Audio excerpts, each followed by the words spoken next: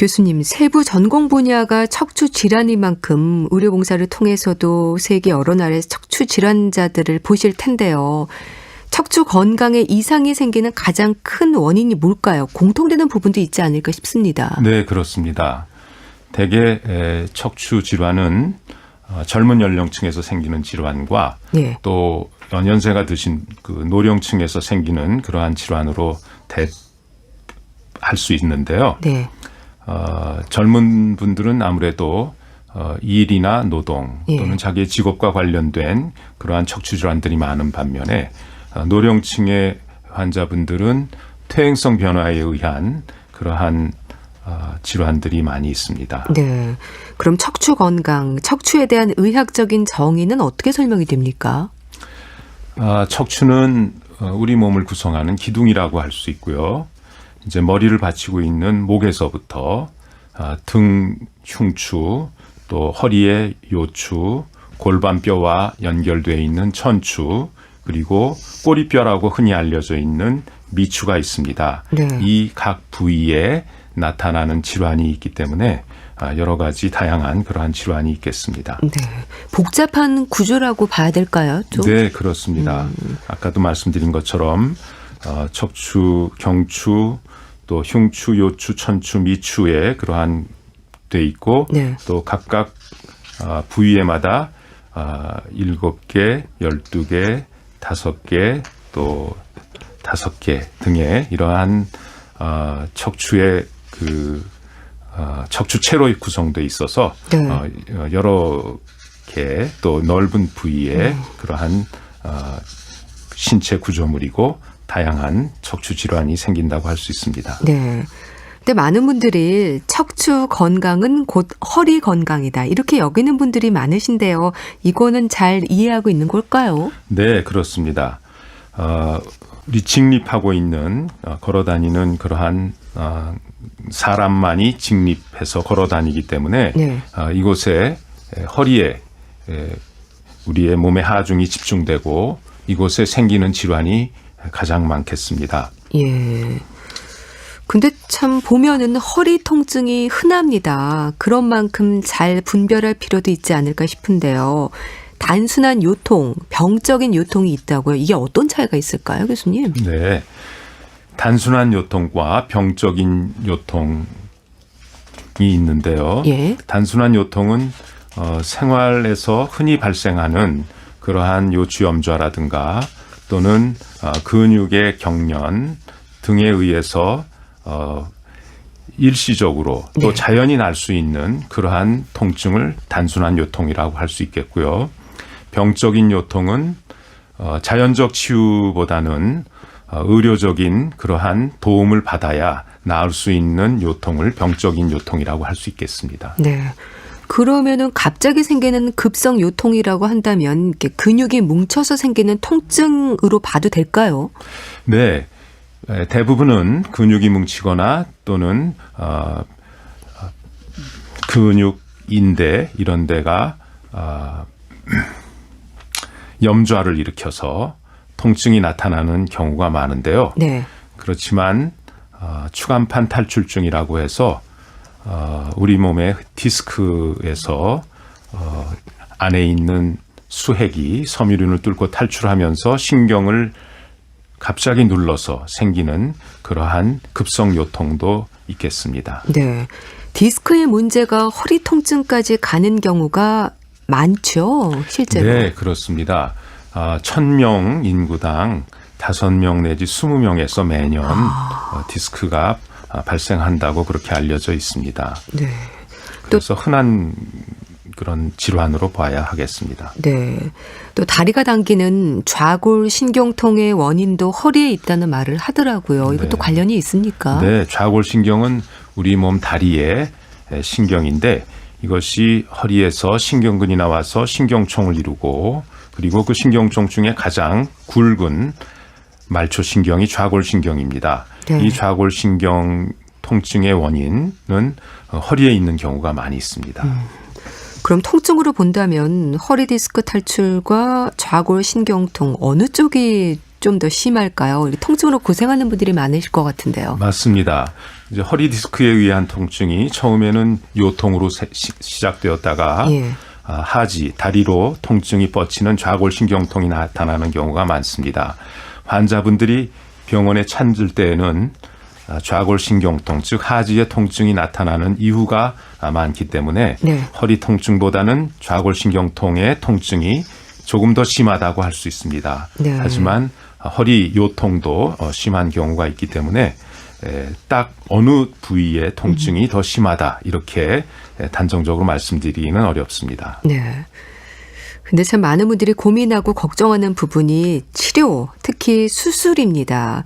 그러니까 추간판 탈출증으로 불리는 이 허리 디스크 탈출은 수술을 해야 할까, 안 해도 될까 이렇게 갈등하는 분들이 많으신데요. 진료실에서도 이 질문을 자주 받지 않으실까 싶습니다. 어떤 조언을 해주시나요? 네. 추간판 탈출증, 즉 허리 디스크 탈출의 환자분들은 자신이 꼭 수술을 받아야 하는가 하는 그러한 많은 궁금증을 갖고 있습니다. 예. 그러나 허리 디스크의 5% 내지 10% 환자분들만 사실은 수술을 받을 필요가 있는 분이고 90%는 수술을 받을 필요가 없으며 약 70% 정도의 환자분들은 별다른 치료 없이도 그냥 낫는 자연 치유되는 이제 그런 경우가 있겠습니다. 근데 그렇게 70% 정도가 자연 치유가 된다면 아무래도 노력을 좀 해야 되지 않을까 싶은데요. 어떤 노력으로 자연 치유가 될 수 있을까요? 네. 생활 습관에 따른 경우가 많은데요. 네. 이제 체중 조절을 잘 하셔서 허리에 집중되는 그런 하중을 줄인다든가. 체중 조절. 네. 또한 허리에 무리한 힘이 가해지는 무거운 물건 들 때 조심한다든가. 예. 또는 평소와 다른 어색한 자세를 취함으로써 허리 통증을 유발하는 그러한 경우를 피한다든가. 특별히 자신의 통증이 어떤 경우에 나타나는가를 잘 살펴서 네. 그러한 이상 자세를 취하지 않는다면 많은 부분들이 이 통증에서 해방되고 허리 디스크도 자연적으로 나을 수가 있겠습니다. 혹시 터져 나온 디스크가 흡수되는 경우도 있는 건가요? 네, 그렇습니다.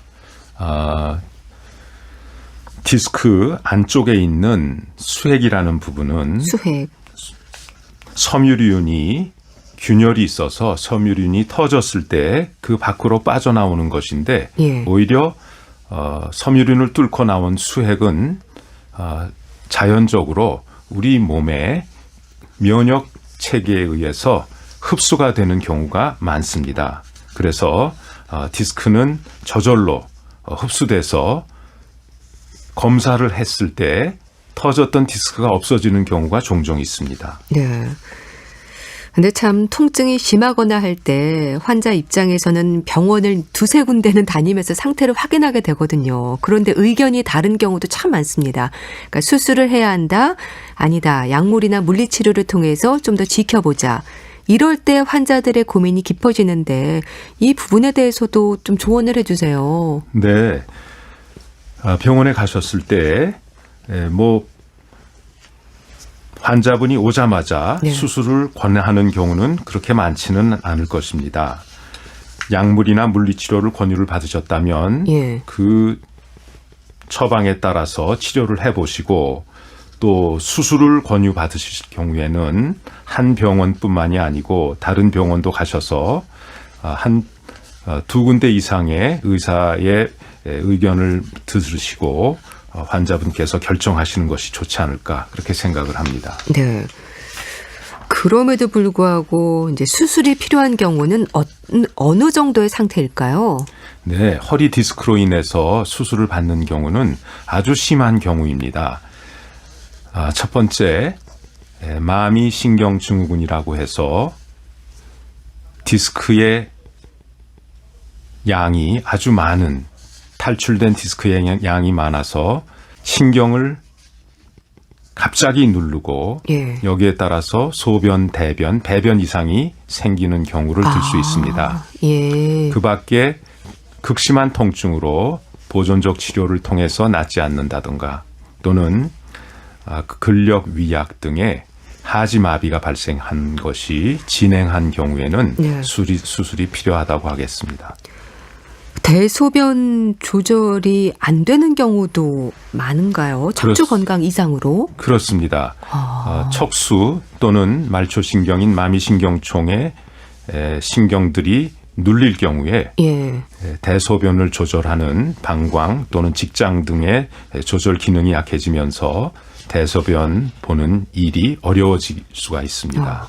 이럴 경우에 수술을 하면 상태가 좀 좋아지기도 합니까? 네, 이러한 대소변 장애가 발생하는 그러한 척추 디스크 질환들은 수술을 통해서 좋아집니다. 네. 그러나 너무 시간이 경과하면 수술 후에도 예후가 그렇게 좋지 않은 경우가 있기 때문에 네. 이러한 경우가 발생한다면 빠른 치료를 받으시도록 하여야 하겠습니다. 네. 자, 그런가 하면 척추관 협착증으로도 많은 분들이 고생을 합니다. 특히 노인성 질환이라는 생각에 견디는 분들도 많으신데요. 어떤 질환일까요? 네, 척추관 협착증은 척추관이라고 하는 신경이 들어있는 커다란 척추의 구멍이 좁아짐으로써 발생하는 질환입니다. 네. 이곳에 협착증, 즉 신경관이 척추관이 좁아지면 이 척추관 안에 있는 신경이 눌림으로써 감각 이상 또는 통증 또는 근력 약화 등의 그러한 이상이 나타나고 특히 간헐적 파행이라고 하여서 네.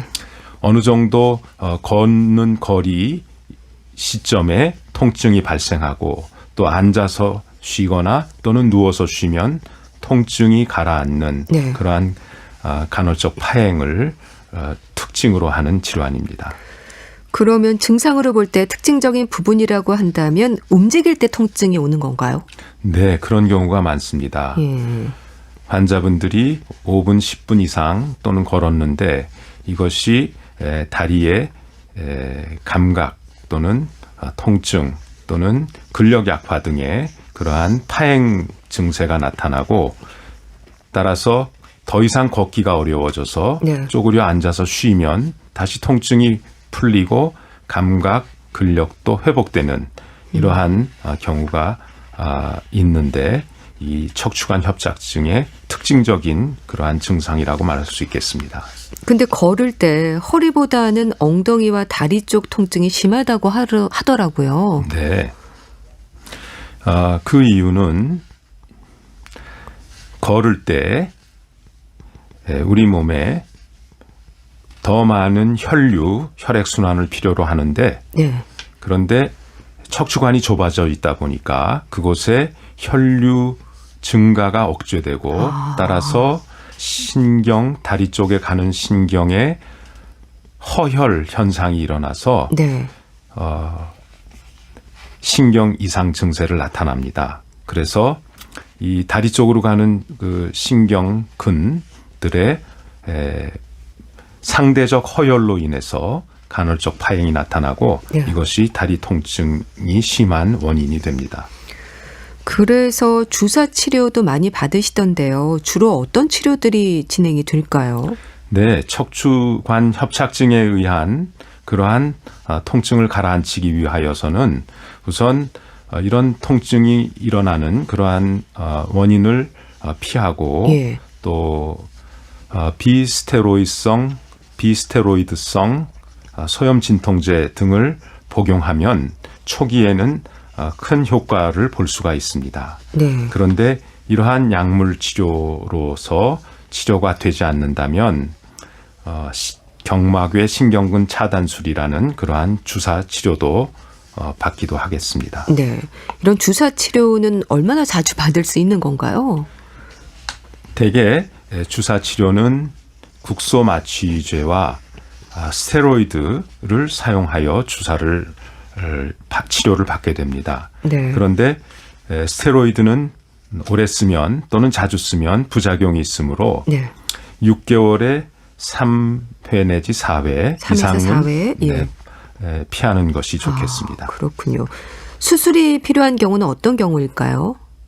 수술이 필요한 경우는 먼저 허리 디스크에서 말씀드렸던 것처럼 이 통증이 보존적 치료로 잘 조절이 되지 않는 그러한 경우에 시행됩니다만 네.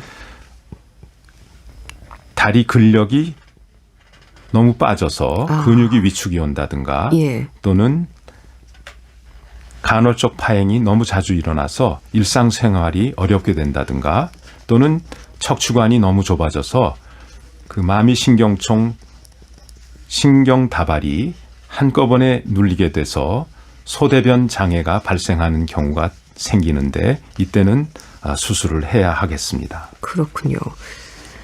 그런가 하면 척추 이상으로 등 쪽으로 통증이 나타날 수도 있는 건가요?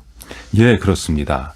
등 쪽에 척추에 이상이 생기면 등의 통증이 나타날 수 있는데 등은 흉추로 구성되어 있고 이 흉추는 늑골이라는 흔히 갈비뼈라고 하는 이러한 구조물로서 보호가 되어 있기 때문에 네. 허리나 목에 비해서는 통증이 비교적 드물게 나타납니다만 척추의 관절에서 나타나는 통증이 있고 네. 또는 그 등 척추의 염증이라든가 또는 종양이라든가 이런 일로 해서 등의 통증이 나타나기도 합니다. 척추 이상으로 인한 증상도 다양하고 통증을 느끼는 부위도 많고요. 진단되는 질환도 다양하다는 생각이 드는데요. 요추 염자와 같은 질환도 있지 않나요? 이건 어떤 건가요? 네, 맞습니다. 요추 염자는 우리가 허리 척추에 마치 발목을 삐는 것처럼 그렇게 관절에서 나타나거나 또는 근육과 또는 인대가 무리를 일으켜서 일시적으로 나타나는 그러한 통증을 말합니다. 네. 요추 염자를 예방하기 위한 방법이라면 어떤 게 있을까요? 그래서 이 요추 염좌가 대개 우리 몸의 자세 이상 또는 운동 이상으로 나타나기 때문에 예. 이러한 것을 피하면 그런 예방이 되겠습니다. 네. 또한 몸에 체중이 너무 과다하게 나간다면 요추에 가해지는 하중이 많기 때문에 요추 염좌를 흔히 일으킬 수가 있겠습니다. 그래서 체중 조절도 좋은 요추 염좌의 예방 방법이라고 하겠습니다. 그럼 척추 건강을 위해서는 자세가 중요하다고 봐야 될까요? 그렇습니다. 자세가 너무 중요합니다. 예. 우리가 허리에 있어서는 우리가 허리를 반듯하게 펴는 그러한 자세가 중요한데요. 예. 우리가 등받이가 없는 그러한 의자에 앉을 때 허리에 통증이 더 많이 발생하는 것으로 나타납니다. 그래서 의자에 앉을 때는 등받이가 있는 의자에 그 등받이까지 끝까지 엉덩이를 붙이면서 바르게 앉는 자세가 중요하겠고요. 또 우리가 전화를 받는다든가 이러한 것에 의해서 목 통증이 발생하는 경우가 있어서 이럴 때 수화기를 목과 어깨 사이에 낀다든가 또는 핸드폰을 사용하더라도 그 핸드폰이 아주 가는데 그것을 바쁘다 보니까 양손을 무슨 다른 일을 하면서 핸드폰을 목과 또는 머리 사이에 끼우고 받는 그러한 경우까지도 있는데 이러한 것은 척추 건강에 아주 좋지 않은 자세라고 하겠습니다. 네, 알겠습니다. 자, 새 건강한 허리를 위한 노력, 오늘은 삼성서울병원 신경외과 김은상 교수와 함께 우리 몸의 중심축으로 얘기되는 척추 건강에 대한 말씀을 듣고 있습니다. 척추 건강을 위한 일상의 노력과 증상에 대한 관심과 치료, 건강한 허리를 유지하는 방법이라는 생각인데요. 좀 더 민감할 필요가 있는 질환도 있지 않을까 싶습니다. 교수님, 척추에 생기는 암, 척추 종양이 아닐까 싶거든요. 척추에도 암이 생길 수 있다는 생각은 잘 안 하는 것 같은데 어떻습니까? 이게 흔한 질환이라고 봐야 될까요? 어떻습니까? 네, 그렇게 흔하지는 않고요. 뭐 디스크나 이런 퇴행성 질환 이런 것에 비하면 매우 드물다고 할 수 있습니다. 하지만 요즘 암이 증가하고 있는 추세이기 때문에 이것에 의해서 척추에 전이되는 그러한 전이암이 있겠습니다. 그래서 척추의 전이암은 조금씩 증가하는 그러한 추세입니다. 근데 사실 많은 분들이 알지는 못해서 진단을 받으면 환자들이 참 많이 당황할 것 같은데요. 어떤 반응들을 보이시나요? 그렇습니다. 척추에 통증이 발생해서 병원을 찾았는데 예. 단순한 그러한 척추 질환이 아니고 척추의 종양 또는 암이라는 이야기를 들었을 때 환자분들은 참 많이 당황하시게 됩니다. 그러나 요즘은 의학이 많이 발전되어 있기 때문에 전문의와 상담하시면서 여러 가지 다양한 치료법으로서 치료를 받으시면 척추 건강을 유지하실 수가 있습니다. 이게 초기 증상이 있는 건가요? 예, 그렇습니다. 초기에 등 또는 허리의 통증이 나타나게 됩니다. 이것이 초기 증세입니다.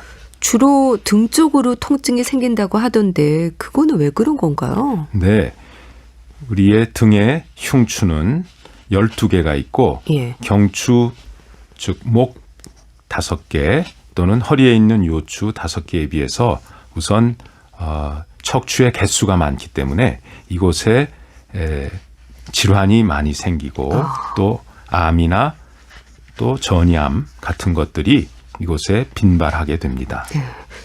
근데 많은 분들이 단순한 허리 디스크 탈출로 나름 진단하는 분들도 많으실 것 같습니다. 예, 그런 경우가 종종 있습니다.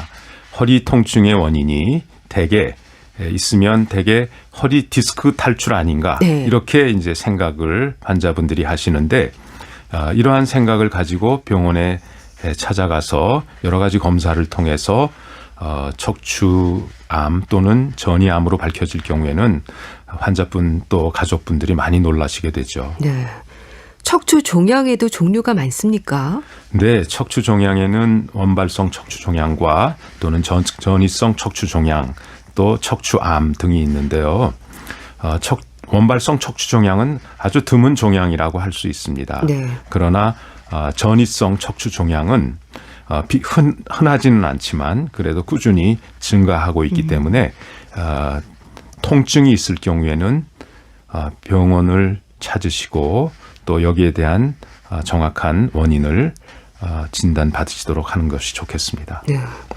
그럼 특히나 문제가 되는 건 전이성 척추 종양이라고 들었는데 맞는 얘기인가요? 네, 원발성 척추 종양은 이것이 다른 곳으로 퍼지는 일이 없기 때문에 즉 척추에 국한된 문제이기 때문에 전이성 척추 종양에 비해서는 비교적 단순한 그러한 질환이라고 할 수 있습니다. 그러나 전이성 척추 종양은 우리 원발 병소가 있으면서 이것이 척추뿐만이 아니고 또 다른 신체 구조물에까지 퍼져 있는 수가 있기 때문에 네. 문제가 되겠습니다. 그럼 전이성이라는 건 다른 장기에서 발생한 암세포가 척추로 전이됐다는 것도 해당이 되는 건가요? 네, 그렇습니다. 우리 몸에 다른 장기에서 원발암이 있고 이런 원발암이 척추로 퍼진 것이 척추 전이성 암이 되겠습니다. 주로 어떤 암들을 말하는 건가요? 네, 주로 폐암이 가장 많고요. 폐암. 네, 그리고 여성의 경우에는 유방암, 남성의 경우에는 전립선암, 그리고 신장암, 또 우리나라에서는 서양과 다르게 간암에서 척추 전이가 많이 일어나고 있습니다. 통증이 심합니까? 네, 아주 통증이 심한데요. 예. 그래서 단순한 소염 진통제가 아니고 마약성 진통제를 그렇게 사용해야 하는 그런 경우까지 있습니다. 그렇군요.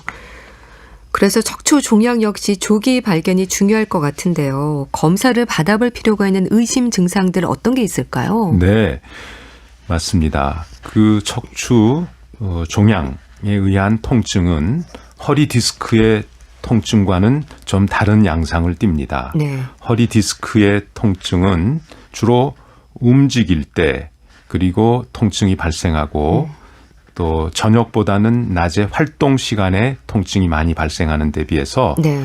이 척추 종양의 통증은 저녁 시간 그리고 저녁 쉴 시간, 때 쉴 때. 또는 누워 있거나 이럴 때에 통증이 심하게 더 심해집니다. 그래서 이러한 허리 디스크와 다른 그러한 종류의 통증이 있을 때에는 병원을 찾아서 원인을 확인해야 하겠습니다. 그 통증을 어떤 식으로 표현들을 하시나요? 통증이 칼로 째는 것 같다. 또는 뭔가 송곳으로 찌르는 듯한 통증이 있다. 네. 너무 참기가 어려워서 쩔쩔매게 된다. 또 아무리 쉬고 또는 찜질 등의 자가 치료를 해봐도 통증이 가라앉지 않는다. 네. 이제 이러한 말씀들을 하십니다. 그렇군요. 자, 그렇다면 치료는 어떻게 수술인가요? 척추 종양은 그 원인이 되는 종양을 이제 제거할 수가 있는 경우가 있고 네. 또 그렇지 않는 경우도 있습니다.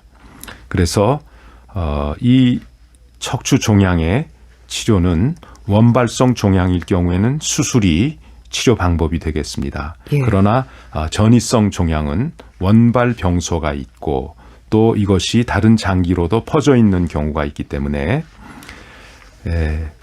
종양의 범위를 잘 파악해서 여기에 맞는 약물 치료 또는 방사선 치료 또는 수술 등의 치료를 복합적으로 받게 됩니다. 수술 후에도 아무래도 조심해야 할 부분들이 많겠죠. 네, 그렇습니다. 수술 후에 이 수술 부위가 잘 안정이 될 때까지 예. 안정을 취하는 그러한 것이 필요하고요. 또 척추체가 불안정하면 여기에 척추에 고정술을 할 수가 있는데 예. 이 고정기구가 잘 유지되도록 의사의 지시에 따라서 일정 기간 안정을 취하셔야 되고 또 수술만이 치료가 아닌 경우가 있기 때문에 약물 치료 또는 방사선 치료가 필요한지 의사의 지시에 따라서 치료를 받으시는 것이 좋겠습니다. 좀 안정을 취한다는 건 누워만 있어야 하는 건가요? 꼭 그렇지는 않습니다. 척추에 고정술을 받았다 할지라도 예. 외고정, 즉 척추 보조기를 사용함으로써 일정 기간 그 보조기를 착용하면 그 안에 척추가 안정이 되기 때문에 이 기간 동안에도 일상생활을 하실 수가 있겠습니다. 네. 자, 허리 디스크 탈출에서부터 요추 염좌의 척추관 협착증 그리고 척추 종양까지 척추에 생길 수 있는 질환들에 대한 설명을 쭉 해주셨는데요. 일상에서 척추 건강에 이상을 의심할 수 있는 신호랄까요? 좀 조금은 민감할 필요가 있는 증상들도 있지 않을까 싶은데 어떤 게 있을까요? 네, 그렇습니다. 척추 건강의 이상 신호는 우선 통증이 있겠습니다. 네. 그래서 허리나 또는 다리 또는 목과 팔의 통증, 이러한 통증이 있을 때 통증이 어떤 경우에 발생하였는가를 생각해 보시고 그러한 자세 또는 활동을 줄여보시고 또 체중을 조절해 보시고 해서 통증이 가라앉는 그러한 경우라면 큰 신경을 쓰시지 않아도 되겠습니다. 하지만 이러한 조치를 취했는데도 통증이 있다면 네. 가까운 병원을 방문하셔서 의사의 조언을 들으실 필요가 있겠습니다. 네, 알겠습니다. 말씀 잘 들었습니다. 새해 건강한 허리를 위한 노력. 오늘은 삼성서울병원 신경외과 김은상 교수와 함께 우리 몸의 중심축으로 얘기되는 척추 건강에 대한 말씀을 들었는데요. 말씀 감사합니다. 네, 감사합니다.